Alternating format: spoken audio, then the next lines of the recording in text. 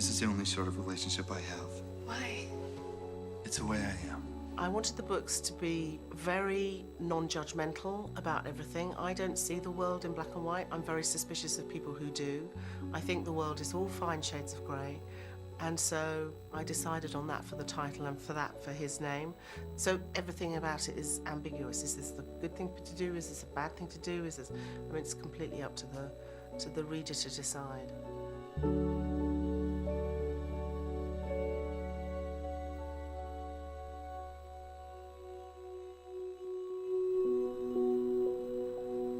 This started back in the day on the 27th of December 2008. I picked up Twilight and started reading it. I loved it. I read it again, and I read it again, and I read it again, and on the 15th of January I started writing a novel.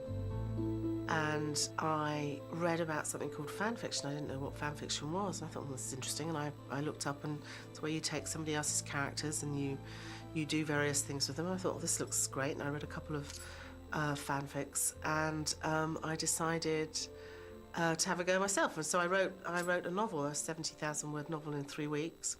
And while I was doing that, I had the idea for what became 50 Shades. And basically, in my youth, I used to read a lot of romance novels while I was commuting into work. I was on the tube, hiding the covers because they're all, you know, maidens with their clothes falling off and men with torsos. And so I was reading a lot of that. And I'd also picked up a book by Pat Khalifa called Macho Sluts, which was about lesbian BDSM, which was fascinating. And I'd read a little bit more about that. And I thought, what would happen if you met somebody who was in this lifestyle and you weren't? What would you do? And that's how 50 Shades was born. At the beginning, I knew that Anna, who was this sweet, shy, compassionate young woman, would be far stronger than Christian was, although it wouldn't be obvious to her, or particularly to the reader. It's only as the story unfolded you actually realise how strong she is. No.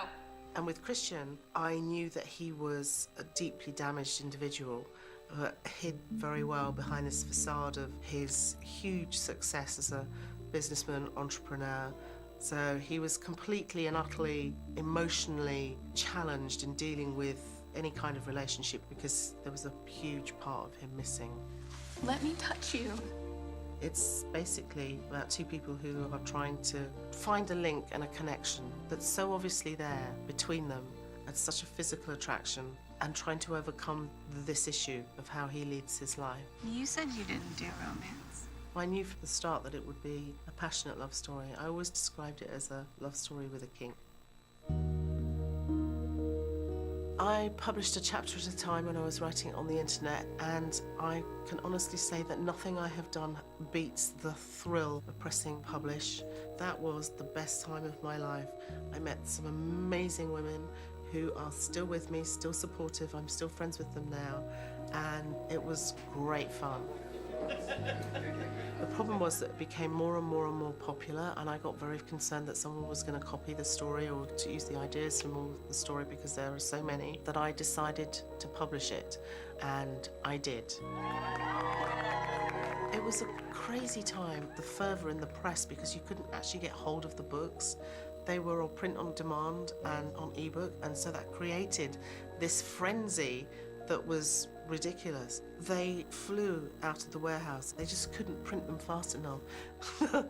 The publisher ran out of silver ink just for the book covers, and they sold so quickly. It was unprecedented.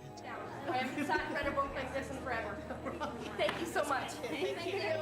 From the feedback I've had, it's been women who speak to other women about these books. The word of mouth is the thing that's driven the sales more than anything else. In college, at work, at bridge, you know, spanning every generation, from too young to, I've had fans in their 90s write to me. I know, crying. So nervous. Just start the rest of everybody. My heart is racing. I think they're responding to the passionate love story. I think that's fundamentally what women like to read. And it's also a complete fantasy. You just fall into the fantasy and get swept away. Big smile now.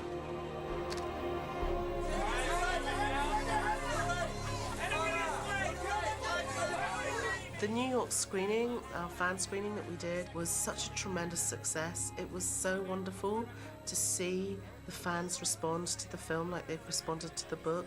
I was so pleased that they enjoyed what we had worked very hard to bring to the screen. It was an amazing experience for me to walk in there and feel that energy and that passion all kind of capped in that room. It was an extraordinary experience and one that I'm not going to forget for a long time.